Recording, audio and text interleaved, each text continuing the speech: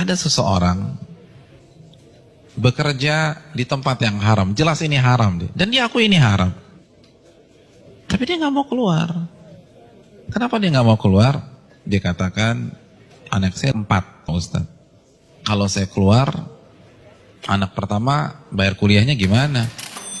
Anak kedua SMA-nya gimana? Harus bayar uang gedung. Maka saya tetap bertahan karena faktor kondisi. Ini bukan sombong loh Ustadz, ini faktor kondisi. Hadirin enggak. Itu sok pintar. Itu sok pintar. Karena hakikatnya di hadapan kita ada 2 opsi. Opsi yang pertama, matematika kita, logika kita. Gaji kita 15 juta, anak 4. Oh cukup. Tapi begitu saya resign, maka bulan depan 15 juta itu hilang.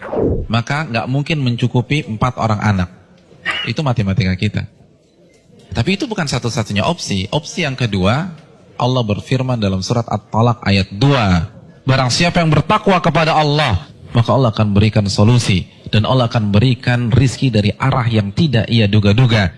Namun karena kita merasa paling pintar, kita pilih opsi yang pertama. Karena kita lebih yakin dengan matematika kita daripada janji Allah Subhanahu wa Ta'ala. Bukankah itu sok pintar di hadapan Allah dan merasa cerdas di hadapan Allah Subhanahu wa Ta'ala? Inti dari semua kedurhakan itu merasa pintar, bukan kondisi.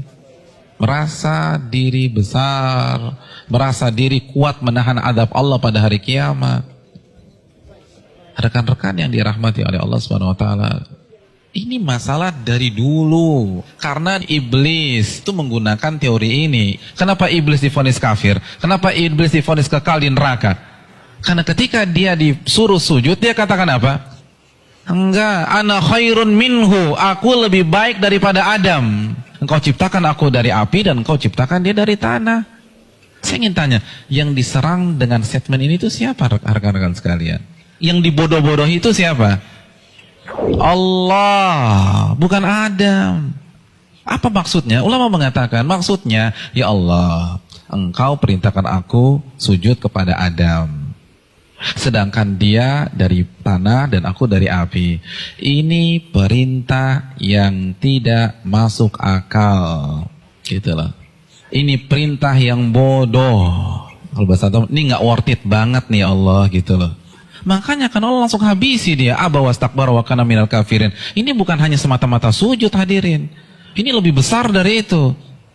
Nah begitu juga dengan orang yang banyak maksiat sekarang. Ya nggak mungkin lah ada orang mengatakan ngaku muslim gue lebih pintar dari Allah. Enggak lah. Tapi dengan cara dia membantah ayat Allah, menolak hadis Nabi, itu kan rasa pintar. Merasa pintar. Akhirnya dibantah, dijawab. Hadirin, simpel aja, saya kasih 2 contoh dalam masalah ini.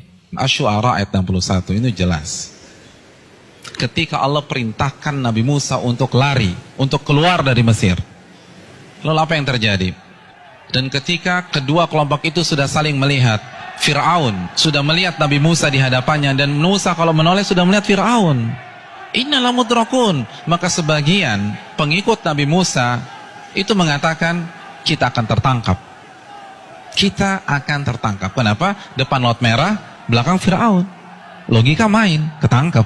Matematika main, ketangkap. Lalu apa kata Nabi Musa? Qala kalla, bukan begitu. Inna ma'iya rabbi sayahdin. Sesungguhnya Allah bersamaku dan Allah akan berikan petunjuk. Maka setelah Nabi Musa berbicara demikian, baru Allah wahyukan anidrib bi'asakal bahra fanfalaqa. Pukulkanlah tongkatmu ke permukaan laut, maka laut pun akan terbelah. Ada 2 sikap yang kontradiksi. Yang satu, begitu melihat kondisi real di lapangan, langsung menggunakan akalnya. Kita ketangkep nih. Tapi Nabi Musa enggak.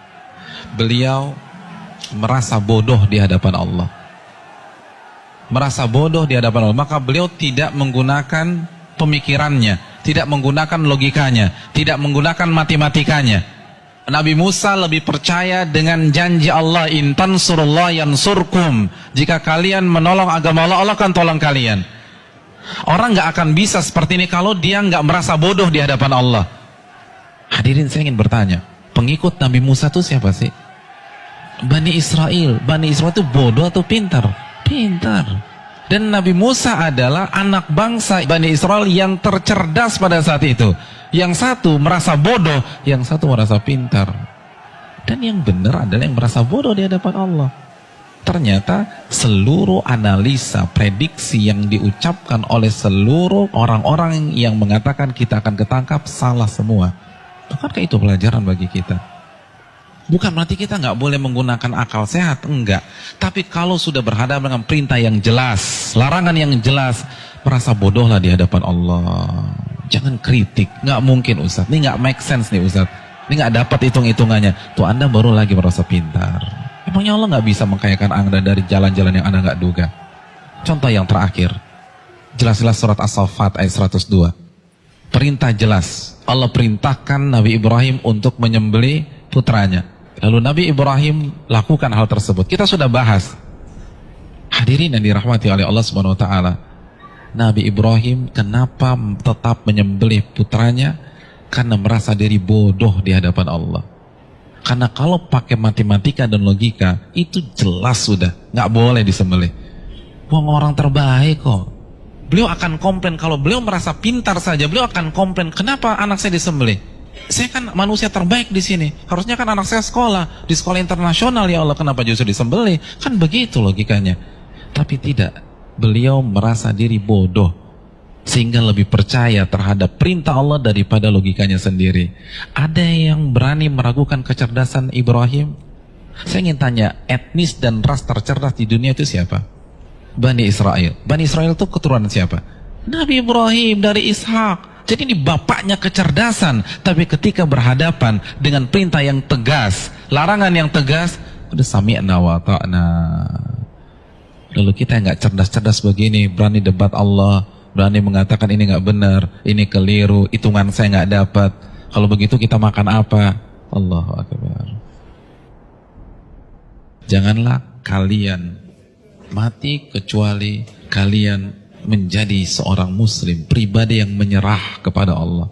Kita yang mengkrit hari terakhir hidup kita. Dari sekarang, hadirin sekalian, dari sekarang menyerahlah kepada Allah.